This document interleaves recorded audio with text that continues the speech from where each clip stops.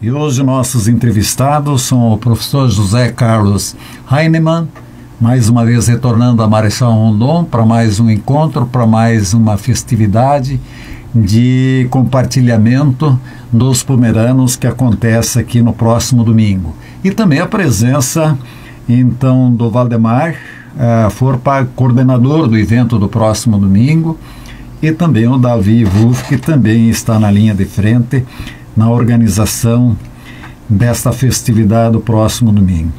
Eu saúdo o professor José Carlos Heinemann, que eu tenho agora a satisfação pessoal de conhecer, já conversamos certa ocasião por telefone. O professor já deu entrevista para esse quadro Personalidade da Semana, no dia 20 de fevereiro de 2020.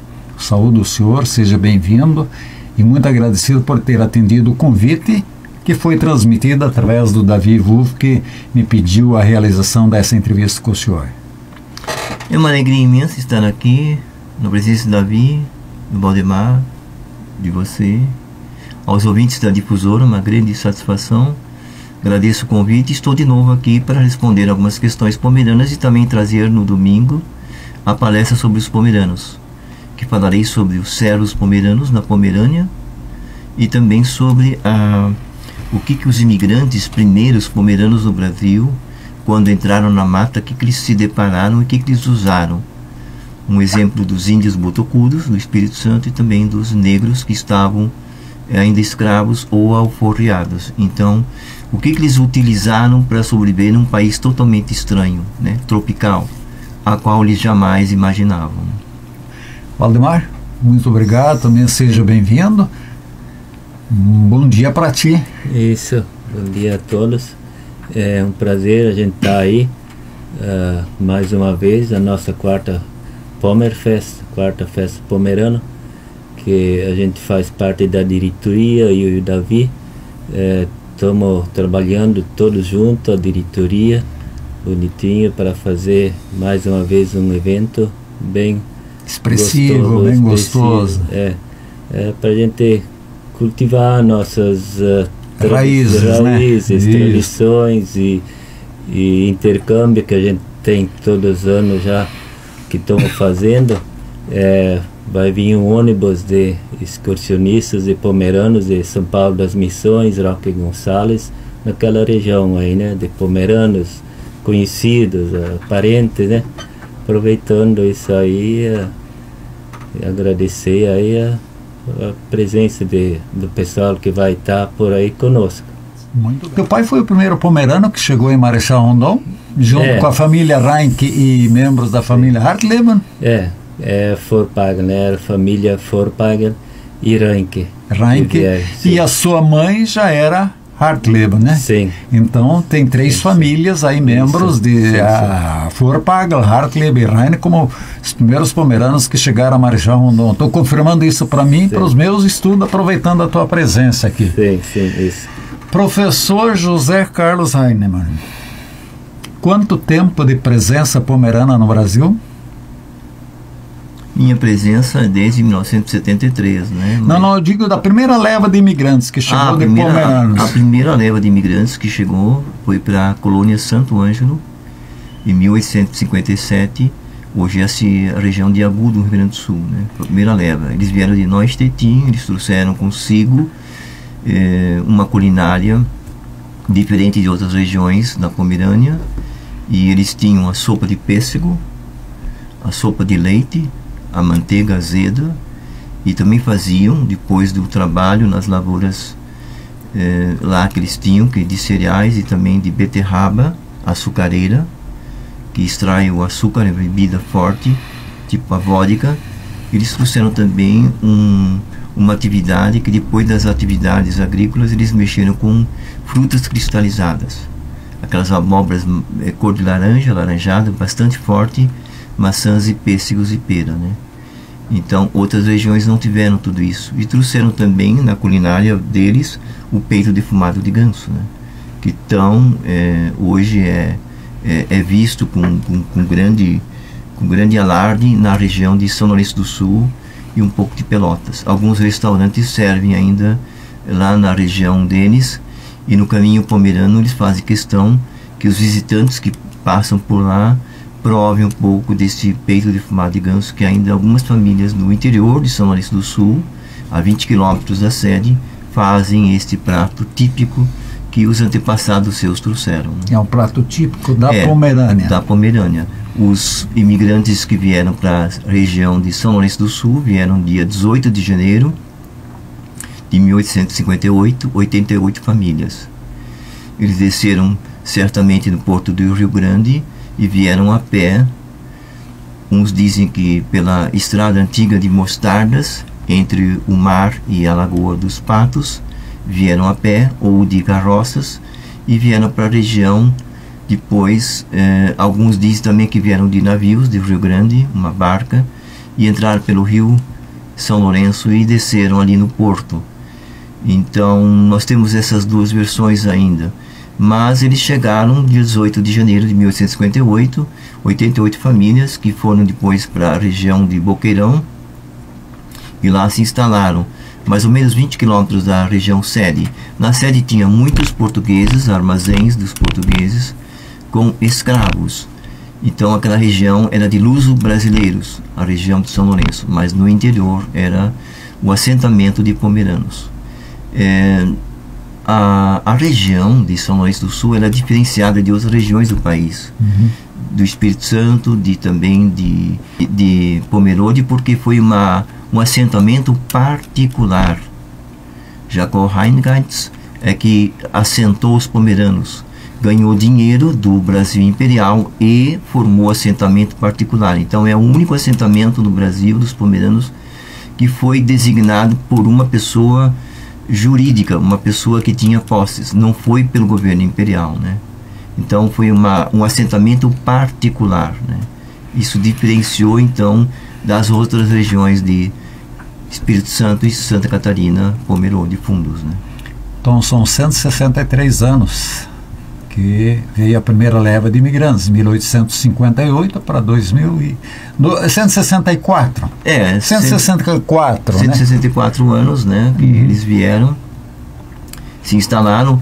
A primeira lavoura deles foi o algodão, mas as formigas grandes, elas comeram a raiz do algodão, então eles tiveram grandes prejuízos. E logo em seguida eles optaram pela lavoura de fumo, fumo de corda, mas também não deu muito certo. Equilibrou as despesas com as compras dos insumos da época. A partir de 1863, eles ganharam uma coisa que eles já estavam experimentando com grande sucesso na Pomerânia: a plantação de batata. E a plantação de batata de 1863 a 1893, 30 anos, eles ganharam muito dinheiro, porque ele já tinha uma experiência fabulosa da sua lavoura de batata na Pomerânia. Então aqui eles ganharam a semente da batata e plantaram com muito sucesso. Então o que eles faziam? As carroças, quando na colheita, eles punham tudo na carroça e levavam para o porto do rio São Lourenço do Sul. E os negros colocavam as sacas de batata nas chatas, e essas chatas depois iam para o Rio de Janeiro e para Montevidéu. Então eles ganharam um bom dinheiro. Claro que quem enriqueceu realmente foram os portugueses, porque os portugueses mandaram para os seus compatriotas no Rio de Janeiro para os armazéns maiores e distribuíram batata. Mas eles ganharam um bom dinheiro e aí construíram suas casas grossas de alvenaria, mais fortes do que as primeiras casas, porque eles ganharam bastante dinheiro. Então muita gente construiu casas que ainda no interior você vê, né? Hoje é usada para celeiro. A turma não gosta muito daquelas casas porque são antigas, né? Mas ainda há resquícios fortes da colonização deles com a plantação da batata. Isso é muito importante dizer. Então essas casas que estão de pé lá têm mais de 100 anos, né? Mais de 100 anos. E demonstram assim um trabalho que eles fizeram e ganharam uma boa remuneração na época, né? Professor, hoje como é que está a inserção do pomerano na sociedade brasileira? Que décadas passadas a gente viu o pomerano bastante isolado, ele se mantinha mais vinculado ao seu grupo, e hoje essa participação na comunidade brasileira do pomerano mudou alguma coisa? Hoje ele é um componente da sociedade brasileira ou não ainda? Não, ele é. A partir da nossa viagem, que o seu Vander Weg, o grande industriário da região de Jaraguá do Sul, desenvolveu e incentivou a turma aí do Brasil todo, os maiores pesquisadores e um grande grupo de mais de 150 pessoas para a Pomerânia. A partir daí, eu acho que houve um capítulo especial na vida dos pomeranos no Brasil, porque os pomeranos começaram a não sentir mais vergonha da sua etnia. Eu lembro de um professor que me visitou, doutor na Alemanha, em 1975. Ele disse assim: o seu trabalho entre os pomeranos, na sua vida, é fazer que a autoestima deles aumente. E a partir de quando nós voltamos da Pomerânia, das duas viagens de 2011 e 2013, onde o grande amigo Fred Ulrich, que já morreu, dia 17 fez o ano de sua morte, ele teve como Cicerone, aqui o anfitrião na festa de vocês, com o mestre de cerimônias, abriu então os trabalhos em 2020. Ele foi junto comigo. A partir da vinda dessas pessoas que tiveram na Pomerânia e viram pela primeira vez a terra dos seus bisavós, de seus antepassados, eles anunciaram para muita gente, e muita gente ficou encantada com a história dos pomeranos. E hoje está muito difícil você conseguir cercar as teses de graduação, de mestrado e de doutorado sobre os pomeranos no Brasil. Antigamente era fácil. Era uma ou outra tese de conclusão de trabalhos dos estudantes das graduações diversas que você poderia buscar. Hoje não. Hoje são 3, 4 teses que você tem cada mês. Então a proliferação do estudo sobre os pomeranos, por exemplo, a questão, a parte da língua no Rio Grande do Sul, está muito desenvolvida a partir disso. Então a questão da música, da musicalidade também em Santa Catarina, e principalmente Espírito Santo, com a questão do encontro dos trombonistas anualmente, e também das coisas históricas dos pomeranos, isso fez com que os pomeranos de repente despertassem que a etnia deles, ela contém uma história de 2000 anos. Quantos povos desapareceram na história do mundo, e os pomeranos estão aí com a sua língua, os seus costumes e tradições. E hoje os Estados Unidos, Minnesota, que a gente tem contato, eles têm dinheiro, eles têm poder, eles têm riqueza, eles têm o clube deles, mas eles não têm a história que nós temos no Brasil. E hoje, quando eu pergunto alguma coisa para algum historiador lá da Pomerânia que vive na Polônia, eu peço 3 perguntas, ele manda um questionário de 100 perguntas. Ele quer saber mais das coisas deles lá, que eles não têm mais porque as guerras mundiais destruíram. Antigamente a gente ficava na porta da rádio, da televisão, 1977, TV Gazeta, do Espírito Santo, e atrás do Ronaldo Mansur, diretor-geral da TV Gazeta, para colocar um anúncio no jornal, ou no Globo Rural deles, no domingo, que passava na televisão. A gente ficava plantado lá, então às vezes saía uma nota no jornal, a Gazeta, no rodapé. Hoje não, hoje saem anúncios inteiros sobre os pomeranos. Então a corrida dessa etnia, que é preciosíssima e não se esgota, eu sempre digo, a história pomerana é complicada, é complexa e é infinita. 4 em 4 anos tinha guerra dentro da Pomerânia, e os pomeranos pagaram pato às vezes da guerra dos outros. Não tinha nada a ver com a situação. O exército passava pelas terras pomeranas, porque eram planas, são planas até hoje, né? Essa região de grande mobilidade para o Mar Báltico, ou para a Rússia, ou para outros países, né? Polônia, Ucrânia. Então é um corredor aberto e as terras são planas. A região que mais se assemelha à Pomerânia no Brasil e no mundo é, para mim, São Lourenço do Sul, que diante do Mar Báltico, aqui tem a Lagoa dos Patos. E a Coxilha, Coxilha do Barão, a região mais alta, é que nem a Pomerânia. Em Buton tem 256 metros, o resto é tudo plano, são paisagens cansativas. Quem vive, um povo que vive numa terra plana, onde a linha do céu cruza com a linha das matas, ou do mar, ou da terra plana, é melancólico. É triste. Então, todo o povo, não é só a questão pomerana. Quem vive numa terra desse tipo é melancólico. Você pode tirar uma foto para a esquerda, para o meio e para a direita. É uma paisagem igual, né? E onde a luz do sol você vê só 3 meses depois. É um céu muito nublado, um azul escuro, né?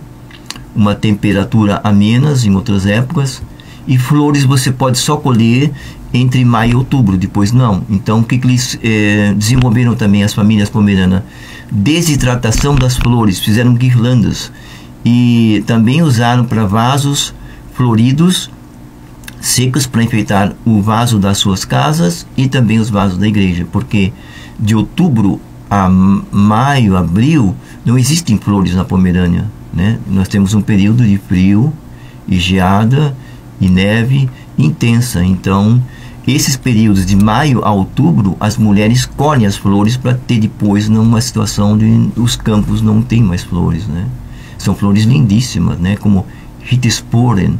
Aqui nós temos uma semelhança a essa flor azul, que é a chamada esporinha. Não sei se vocês conhecem, né?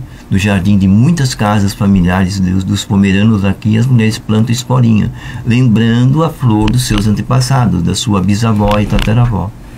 Então são coisas assim que hoje os pomeranos estão inseridos na sociedade brasileira, mas procurando bastante em todos os lugares, no Espírito Santo, Rondônia, aqui no Paraná, em Pomerode, no Rio Grande do Sul, em Agudo e também em São Luís do Sul, até Pelotas.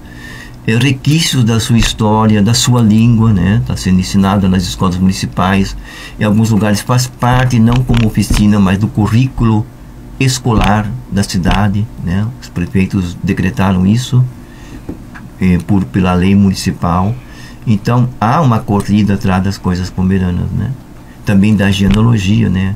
Eu quero saber, se eu for pagan, da onde veio meus antepassados. Então esta corrida é muito salutar. Então os pomeranos parece que estão se acordando agora, né? Muito bom.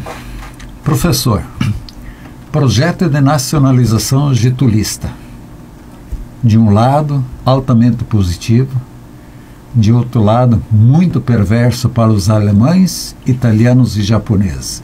Como é que foi a atuação desse projeto na nacionalização entre os pomeranos no Rio Grande do Sul, não sei do Espírito Santo, se o senhor tem conhecimento, porque a gente sabe que a perseguição em cima dos alemães foi muito forte, principalmente policialesca, né? Muito forte, muita gente, foram cometidas muitas atrocidades dentro daquilo que a gente conseguiu apurar dentro da história, né? Isso dentro da minha família, né? As polícias cometendo atrocidades, né? Queria saber do senhor como é que foi essa intervenção da política nacionalista de Getúlio Vargas entre os pomeranos. Eu acho que esse tema, ele ainda não existe um tema dentro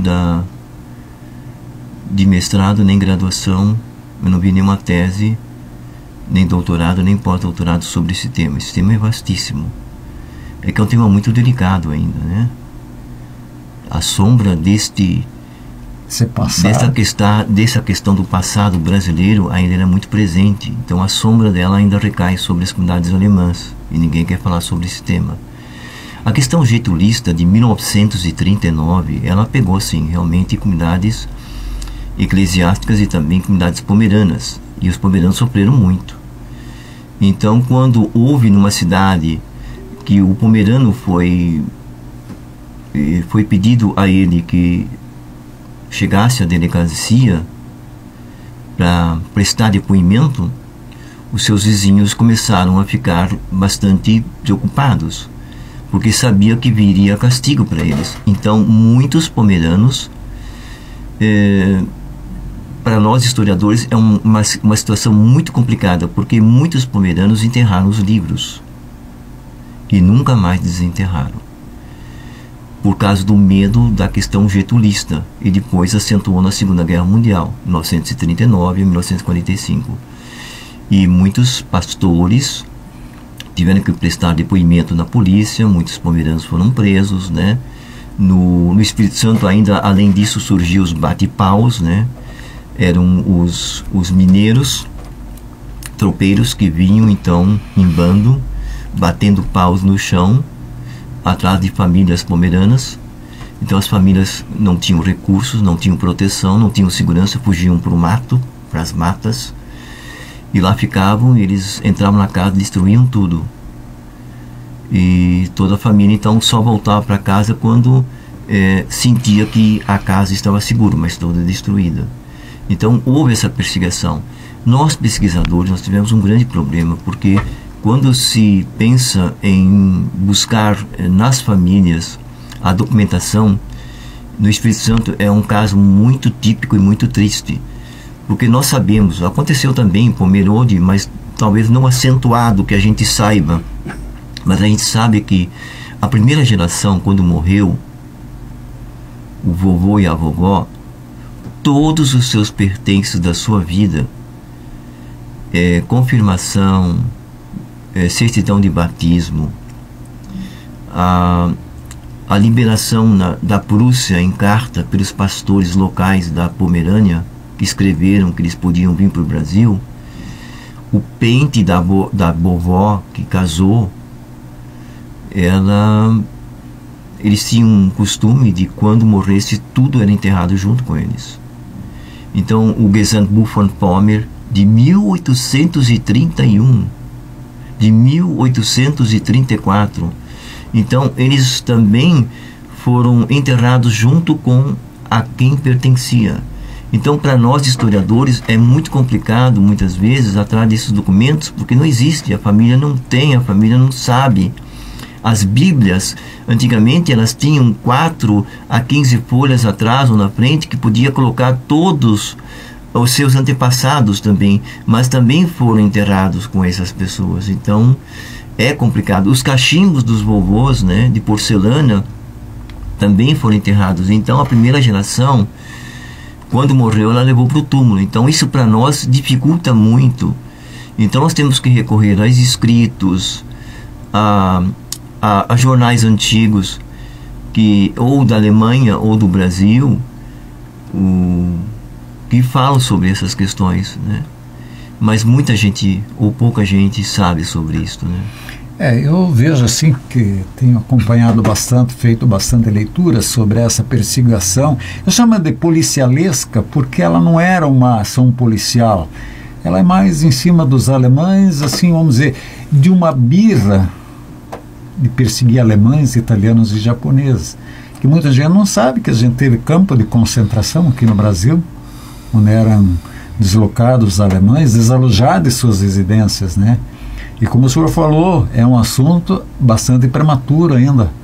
Pouco estudo sobre essa política, esse projeto de nacionalização, que eu sempre digo, de um lado ele tem um aspecto muito positivo, mas do outro lado teve esse aspecto muito perverso, que veio em prejuízo da cultura alemã e italiana. Porque eu não sei se o senhor sabe, mas tem a polícia chegou a recolher no Rio Grande do Sul livros e diplomas, certificados, esses que o senhor falou, de batismo e tudo. Foi tudo levado no quartel-general em Porto Alegre, e na primeira cheia do Rio Guaíba foi tudo embora. Meu avô materno chegou a enterrar os livros num baú, na mata, né, para esconder. Só que infelizmente quando voltou terminou a guerra, foi lá para buscar, estava tudo deteriorado, porque ele não se lembrou que ia ter umidade lá na mata e deu um prejuízo enorme. Mas tudo bem, eu vou só pedir a intervenção do Valdemar. Tudo organizadinho para domingo? Sim, tá tudo pronto aí, estamos esperando o pessoal aí chegar, temos ainda fichas aí para vender e no mais está tudo organizado certinho, já esperando o pessoal chegar o dia, chegar o domingo. A programação, Valdemar, começa 8 horas? Não, ou já começa amanhã à tarde? Na verdade é sábado de manhã. Amanhã cedo já, sim. A recepção das sim. das comitivas. De manhã a recepção da comitiva do Rio Grande do Sul, com o café da manhã. Perfeito. Lá no Clube Guarani, vamos receber eles com o café. E daí depois vão para as casas, né? Dos amigos, parentes e pessoal daqui, do convívio deles, né?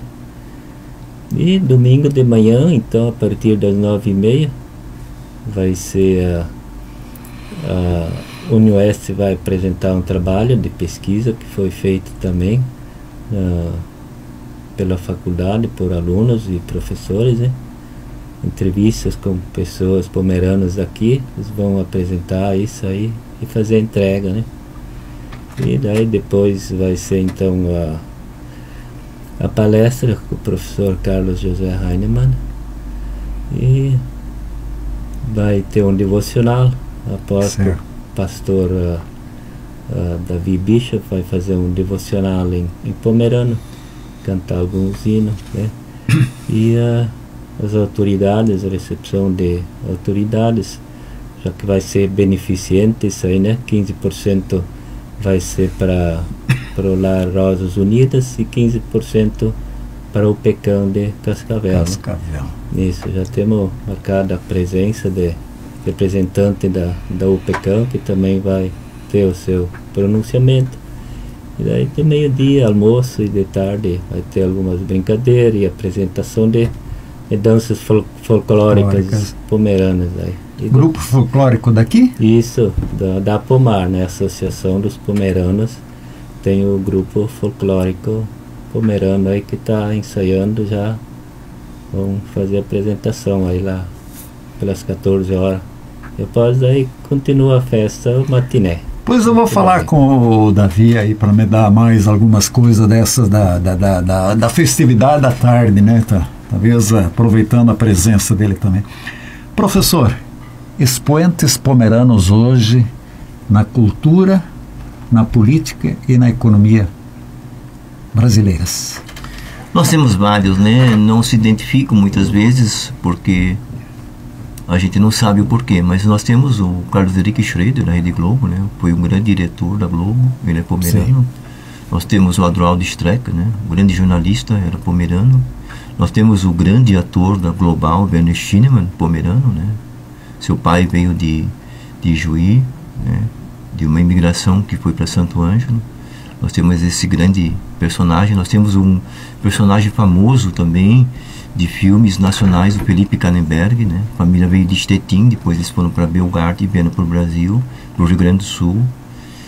E nós temos inúmeros pomeranos de uma elite grande, de uma elite que nós aplaudimos assistindo-os na televisão, que algumas vezes eles se encontram fazendo o seu trabalho, né, artístico e jornalístico na TV brasileira, né, de grandes nomes, né. Na economia seria o expoente a família Veiga de Jaraguá do Sul? Ou tem? Sim, os Veiga sempre tiveram uma visão empresarial grande na frente, né. Eles enxergaram coisas que nós, humanos naturais, não enxergamos, né. Então, o seu Vander Veiga hoje está muito ligado a nós, pesquisadores do Brasil, alguns, né. E ele tem dado, assim, contribuições maravilhosas. Ele foi o idealizador do Instituto Cultural Pomerano em Jaraguá do Sul. E hoje esse instituto tem no seu acervo a maior riqueza, a mais completa genealogia dos pomeranos de todo o Brasil, do Espírito Santo, de Santa Catarina e do Rio Grande do Sul. Ninguém tem isso, né? E ele tem. Então, para mim, isso é uma pérola já. Em pouco tempo, conseguiu reunir livros e também teses e também a genealogia do Rio Grande do Sul, de Santa Catarina e do Espírito Santo. E nós estamos ajudando a formar também um centro de pesquisa onde ele vai ter todas as teses desde 1973 até agora do Brasil, que foram feitas em todas as universidades brasileiras. É um trabalho de investigação, de detalhes, de minúcia, complicado, porque nós temos que estar sempre atento com as universidades, e nós estamos buscando agora Depois de 22 anos, nós conseguimos uma tese de uma doutora que esteve no Espírito Santo quase um ano, nunca mais escreveu para os seus anfitriões no Brasil. Nós conseguimos a tese dela de doutorado muito boa, que chegou até nós e já está no Instituto. Nós estamos agora atrás de mais 3 teses de estudantes alemãs, que hoje já são mulheres casadas, e também o rapaz é advogado, que vieram no tempo de estudo aqui há 20, 30 anos atrás, fizeram suas teses, defenderam na Alemanha, teses que são de doutorado, que demoraram 8, 9, 11 anos para ser concluída, né? Muitas vezes alguns orientadores deles morreram no meio do caminho, mas as teses estão aí e nós estamos atrás dessas teses, né? E a tese da Elke Post, ela veio através do piloto da Lufthansa, né, para nós. Então isso já é uma pessoa que não está ligada à etnia pomerana. Quando soube disso, falou: não, eu trago na cabine do avião da Lufthansa, e chegou até nós, né? Então isso é bacana, porque a gente está vendo o empenho de outras pessoas que não são da etnia, mas que sabem dessa importância, que são preciosidades que nós não podemos perder. O Instituto está trabalhando para isso, nós como voluntários, juntamente com o Sr. Van der Weghe, trazendo essa riqueza para formar a maior acervo cultural brasileiro.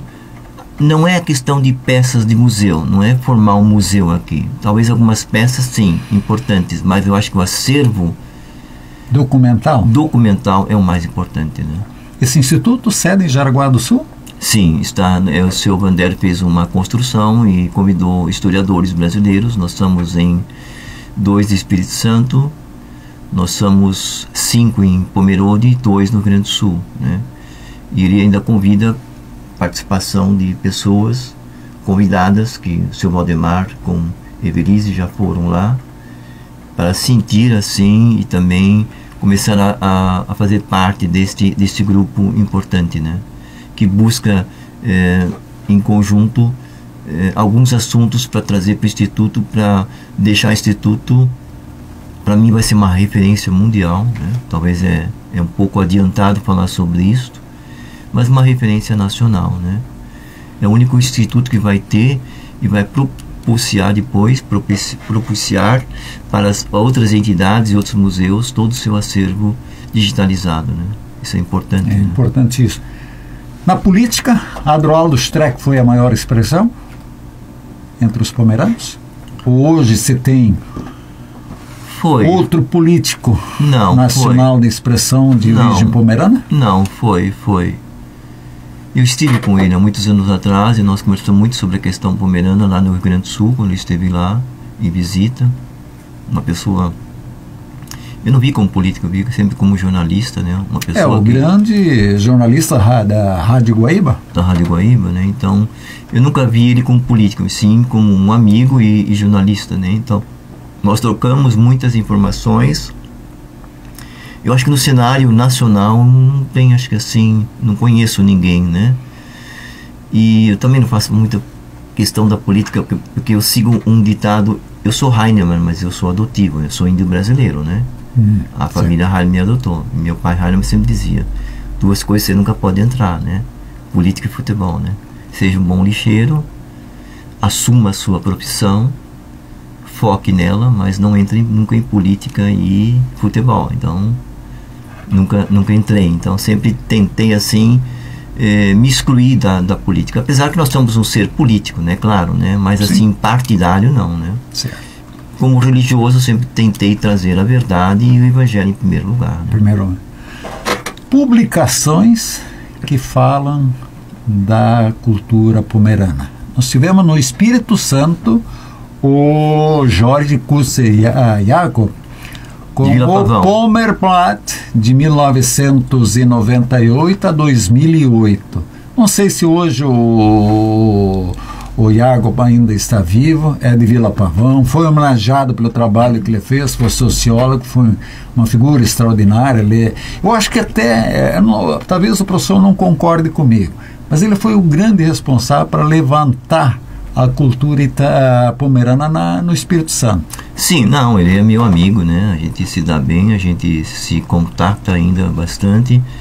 Ele foi, mas hoje, depois que ele encerrou o seu Pommerplat, nós temos hoje a Folha Pomerana do Dr. Ivan Zaibel. O Ivan Zaibel é uma pessoa que é do Espírito Santo, de Lagoa, onde eu servi a comunidade. Ele veio para estudar teologia aqui, mas ele depois seguiu o caminho de medicina com o irmão. O irmão é odontólogo e ele é médico. Casou com uma gaúcha, hoje está radicado em Venâncio Aires. E ele está no número 411 da Folha Pomerana. É um jornal eletrônico grátis, semanalmente sai, né? Por acaso o último artigo foi meu, sobre Canguçu, a minha ida a Canguçu. E depois vai ter um artigo meu também de Santa Maria de Itibá, depois um daqui. E ele tem seguido então essa carreira do Jorge de jornalística, da questão da implantação do jornal. O jornal do Jorge era enviado via correio antigamente, né?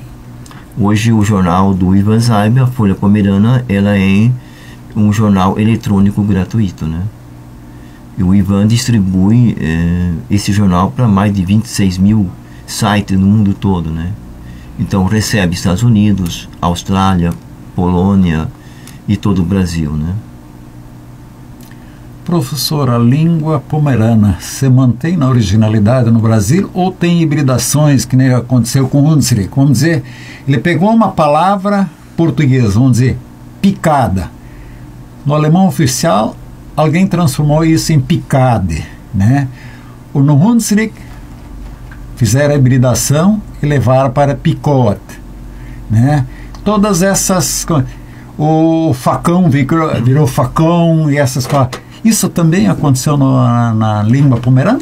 Nós temos que entender primeiro a história da língua pomerana na Pomerânia. A Pomerânia tinha a língua pomerana desde o princípio, que começou em Stettin, né? Depois ela passou para os portos principais da Pomerânia, na Liga Hanseática, né? Então são portos famosos, que a língua oficial pomerana ela foi estabelecida ali. Os portos de Stralsund, Kolberg, Wollin, Usedom, Stettin. Então era a língua comercial. Depois, na Idade Média, depois de 1250, já 1375, ela passou a ser língua jurídica nos casos das transações comerciais mal feitas ou requerentes de alguém que reclamou sobre a sua venda ou a sua compra. Então ela passou a ser jurídica. Nós temos que entender isso, que algumas pessoas não conseguem entender, começa a brigar a turma do Sul com o Espírito Santo, porque falar Guten Morgen em alemão ou em pomerano, né, Moin, é diferente da do Sul. É diferente sim, porque são regiões. Na Pomerânia existia a língua pomerana, mas existia, o que a turma desconhece, 14 variantes. Quem veio de Neustädtin, Button, para o Rio Grande do Sul, ele fala algumas coisas, por exemplo, Rus, no Espírito Santo, é Rus, é casa. Aqui se acentua no Rio Grande do Sul, Rus, acentua o U.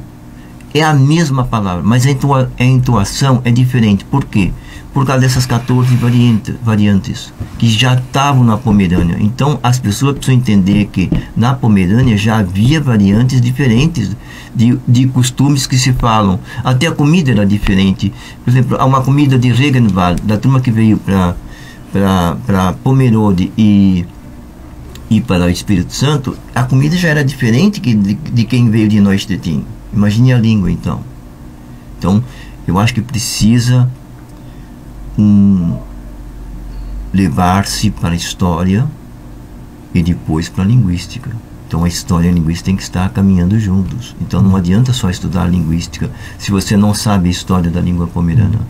Mas essas hibridações não aconteceram, a introdução de termos portugueses. Ah, não, hoje, sim, marmelade, né? Sim. A marmelada que não existia na Pomerânia.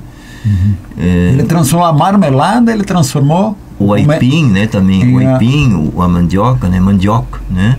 Então ele introduziu na língua pomerana palavras do português, né? Que não existiam. Palavras portuguesas germanizou elas. Isso. Mais ou menos nesse sentido. Nesse sentido, porque não existia na Pomerânia, né? Falar de cobra preguiçosa, né? Então, preguiçosa, não havia um termo. Então, algumas palavras, marmelada, aipim, o café sem açúcar. Então ele introduziu, né, petecafé, né? Então algumas palavras ele praticamente ele adicionou a questão à língua pomerana, mas de uma maneira errada. Por exemplo, bergamoto, né? Isso é crase em pomerano, né? Sim. Hoje a gente sabe, né? Mas a turma do sul fala bergamoto, né? Então ele emprestou uma palavra portuguesa para o seu vocabulário pomerano, né? Perfeito. Eu vou só interromper um pouco, eu vou pedir agora para o Davi. Agora eu vou cumprimentar o Davi Wolff, também um dos coordenadores da organização da 4ª Festa Pomerana, que vai acontecer então agora domingo. O nosso memorável, muito conhecido, muito querido, o Clube Guarani do Arroio Fundo. Davi, seja bem-vindo, um bom dia para você. Bom dia, seu Arta. Em primeiro lugar, quero agradecer muito ao senhor por ter aceito trazer o nosso querido Carlos Heinemann aqui para dar essa entrevista. É muito importante para nós pomeranos, também meu grande amigo, o Valdemar Forpagel, e também o presidente Edson Forpagel, que hoje é o presidente dos pomeranos, e toda a diretoria. Nós estamos empenhados a fazer uma programação muito bonita, né? É a 4ª agora que vai ser, que essas festividades sejam sempre lembradas por todas as pessoas, né?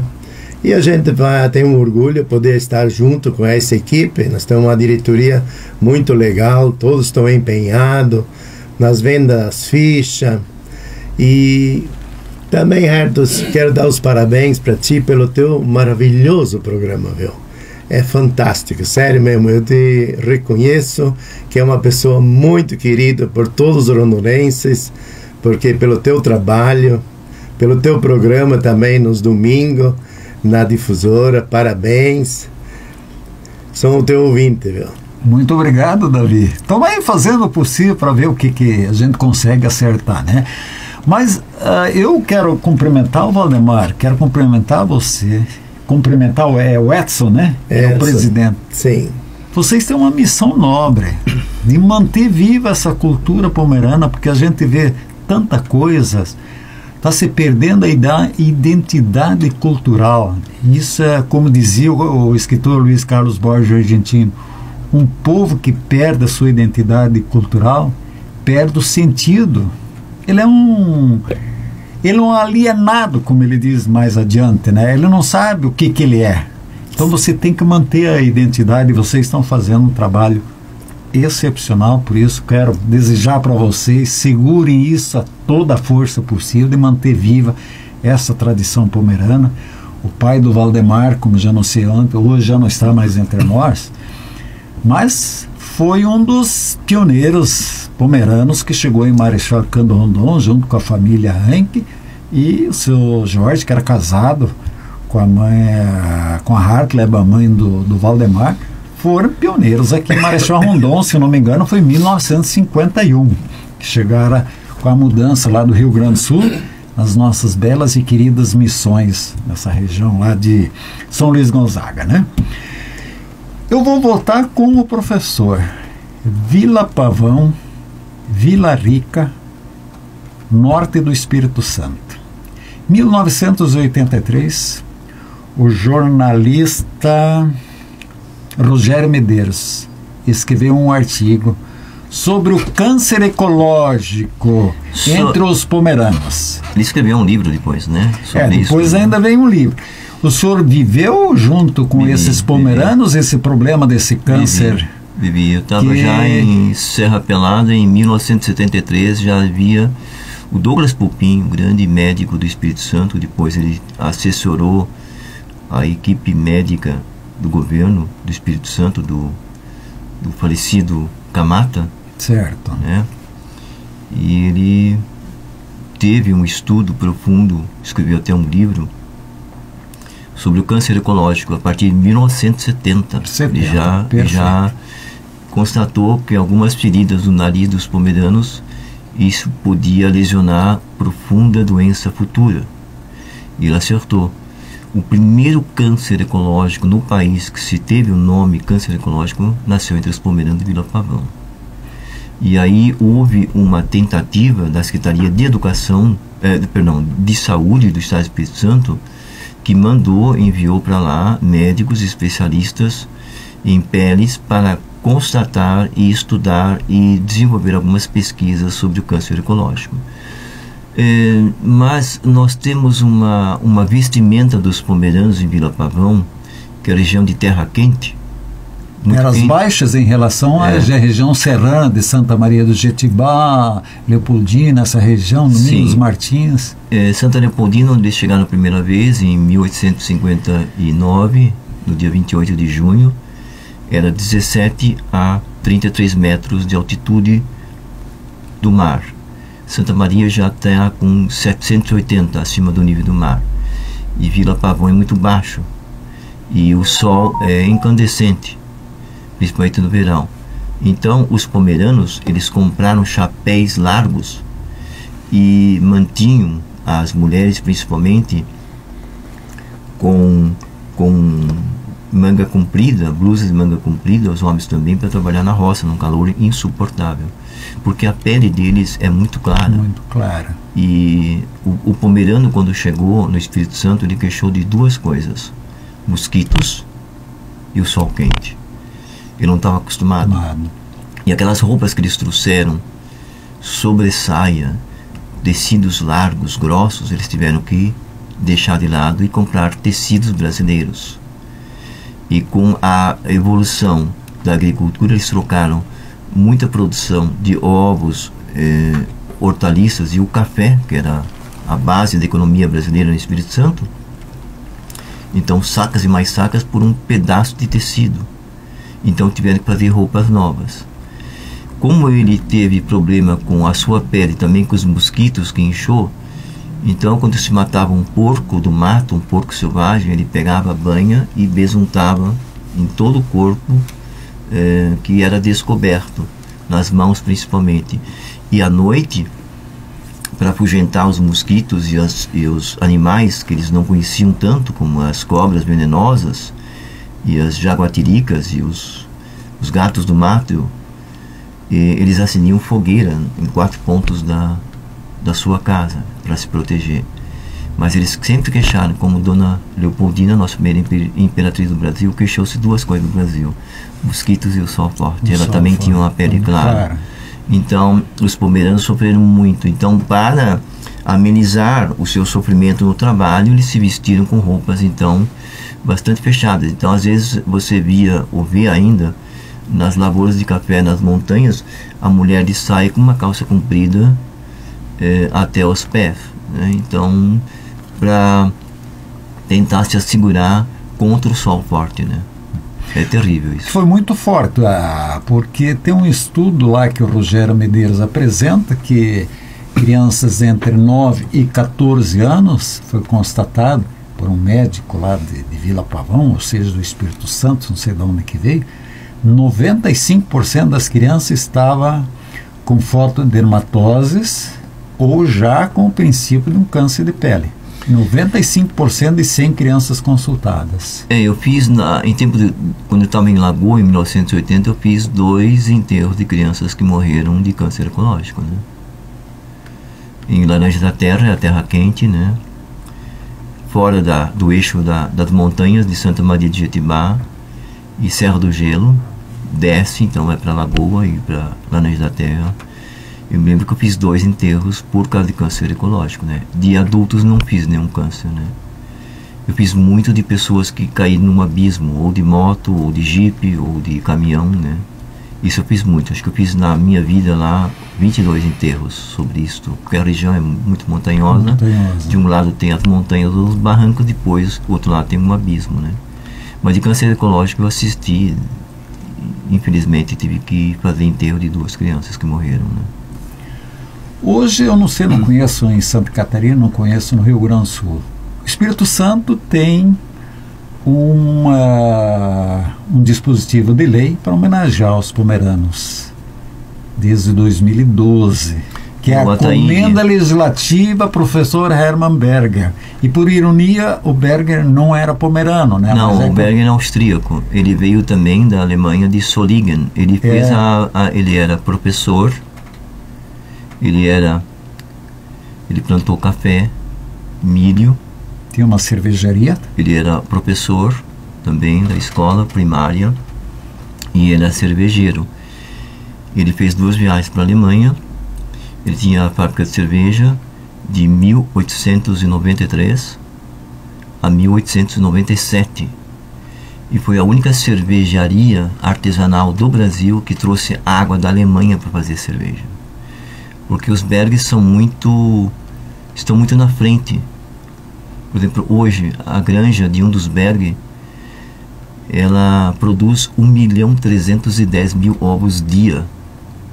E é uma granja mecanizada, não precisa ter a mão da pessoa, do ser humano, né?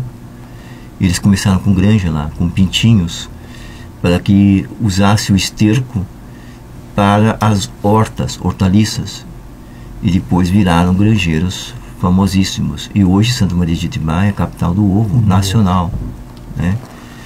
Então, essa questão do Berg, ele trouxe para Santa Maria de Jetibá, a região de São Sebastião de Belém, a primeira fábrica de cerveja no Brasil que trouxe água da Alemanha. Nós comprovamos isso, né? Eu mandei na época de pastor em Santa Maria de Jetibá, quem abrisse um buraco que tivesse vidro me chamasse, né? E engraçado, eu estava num culto de festa colheita, né? E justamente o altar cheio de doações da colheita, eu rezando o Pai Nosso na última oração. O culto meu demorava 2h30, né? Com coro de trombones, o coro coral da família. O culto demorava bastante tempo, né? Tinha liturgia em grego, né? Que outras comunidades não têm. E de repente abre a porta lateral lá do altar e um cara gritando e com sangue escorrendo no braço. Achei, né? E com uniforme. E eu, então, não sabia o que fazer, não podia nem andar no altar de tantas doações que tinha. Eu mandei o coro de trombones cantar 3 hinos e saí, fui acudir ele, porque o que me chamou a atenção era o sangue correndo no braço dele. Ele falou: não, eu sou tratorista de Santa Leopoldina. Santa Maria era distrito na época, e ele, ao tirar um pedaço da estrada, ele encontrou o vidro e trouxe meia garrafa de vidro com o nome Wasser em alemão, né? E a região de Solingen, que hoje tem uma água mineral específica. Porque hoje, para fazer a cerveja, ela precisa ter uma água específica, e o Berg já conhecia este segredo. Então trouxe da Alemanha. A fábrica dele não vingou porque ele não tinha mais condições de trazer água. Então ele encerrou as atividades em 1897, e depois a Brahma, a futura Brahma, comprou as indústrias, as instalações dele, né? Tá, professor, existe essa encomenda no Espírito Santo, né? Existe. A encomenda legislativa. É do Ataíde, do senhor Ataíde Amaral. Santa Catarina tem alguma homenagem, dia especial do Dia dos Pomeranos? Rio Grande do Sul tem, porque o Espírito Santo tem até um Dia do Pomerano. Estão instituindo no Rio Grande do Sul, dia 18 de janeiro. 18 de janeiro. E Espírito Santo, ainda os historiadores estão com um grande problema. Porque a Prefeitura de Pomerode pôs em sua bandeira 1863. Ok. E nós já sabemos que os Hackbart, um dos Hackbart casou com Emília, que era herdeira e foi deserdada, a gente não fala muito isso, do grupo Porcelana Schmidt. E os Hackers já estavam entre Pomerode e Jaraguá do Sul, Rio Cerro, já em 1861. Os Hackers estavam aqui. Certo. Só que os Hackman, eles não admitem alguém contra eles. Então o Hackbart, que casou com a Emília, saiu e foi morar em Morro Redondo. E esses descendentes dele foram depois para São Leopoldo. É o homem do tempo, Eugênio Hackbart, famoso da RBS. E o filho dele hoje é piloto de avião, certo, da Lufthansa. Então, eles estão vendo lá, os historiadores lá, uma data certa. Mas não há uma data assim prevista ainda. Estão tentando. uma data específica para a questão dos pomerâneos, eles não têm nem a data da fundação de Pomerode, né? Pomerode. Professor José Carlos Heinemann, nosso pessoal do comando aí, né, porque sou apenas um entrevistador, né? Está dizendo que já extrapolamos a hora. Então quero agradecer por o senhor ter aceito o convite, agradecer muito o Davi, que veio conversar comigo para, vamos dizer, para tocar essa entrevista, né? Eu fico feliz, obrigado pela honra que eu tive, jamais imaginei que eu iria um dia entrevistar o professor José Carlos, né? E também quero agradecer o Valdemar, vocês que vieram. Professor, à sua disposição, se o senhor quiser fazer mais alguma consideração sobre os pomeranos. Eu acho que esse é um momento propício para que as famílias busquem informações sobre a sua história, que é belíssima. Cada história daria um livro, né?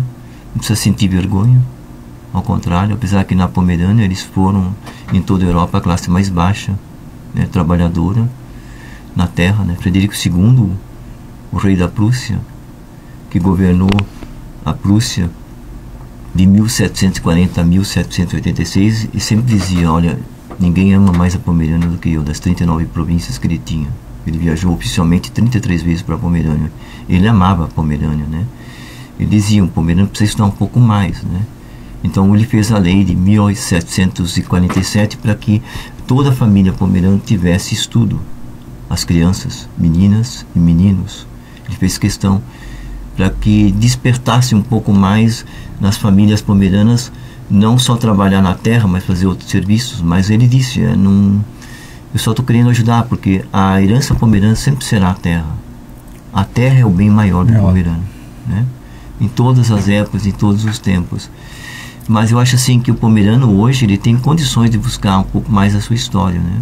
Tem livros, tem teses, tem artigos. Hoje os jornais estão abertos para trazer coisas pomeranas, quer dizer, hoje se acha, se quiser, tem a internet, né? Tem os meios de comunicação. Então é importante que a pessoa, né, estude um pouco mais sobre a sua etnia, né? Não precisa ficar parado no tempo dizendo, não, essa etnia aí não traz nada. Ela tem riquezas incríveis, né? É que nós temos também um outro problema muito grande. As famílias pomeranas que vieram para o Brasil não falaram do seu passado dos últimos 50 anos na Pomerânia, porque foi terrível. Não só de guerra, a peste nas batatas, a quebra da administração financeira prussiana, passaram fome, foram esmoleiros. Entrou de 1790 na Inglaterra a era industrial na Pomerânia, que chegou a 50 anos atrasado, em 1840 na Pomerânia. Então desalojou muita gente do campo, mão de obra barata, então eles tiveram que ir para a rua, para as estradas, para as aldeias, povoados, serem esmoleiros. Então, quando se perguntou ao vovô, à vovó, o bisavô e a bisavó sobre a história pomerana, eles disseram, nós queremos esquecer esta história triste. Então, na Nova Terra, na Austrália, nos Estados Unidos, na Namíbia também teve, porque era um reduto da colônia alemã, foram trabalhar nas minas de ouro, de diamante, e até hoje tem lá diamante. Vieram para a América Central, plantaram café, tabaco, cana-de-açúcar, foram para Chiloé, no Chile. Hoje Chiloé, Chile, eles têm uma coisa mais linda que eu vi no Pacífico, gaiolas com trutas e com peixe salmão, né, desenvolvendo. Então, mas a vida deles para desistir de tudo na Pomerânia e vir para o Brasil foi terrível, né? Então os idosos não quiseram conversar isso com os seus filhos. Então há uma brecha muito grande na história pomerana, né? E muitos dizem, não, o vovô não quis contar porque era muito pobre, né? Então, mas é uma história rica, mas é uma história triste, né? Então eu deixo assim um aviso às famílias pomeranas, descendentes pomeranas, que busquem as raízes, conhecer um pouco a sua história, mesmo familiar, é importante isso. Professor José Carlos Heinemann, muito obrigado. Davi Wolff, muito obrigado mais uma vez. Valdemar, muito obrigado. Ouvintes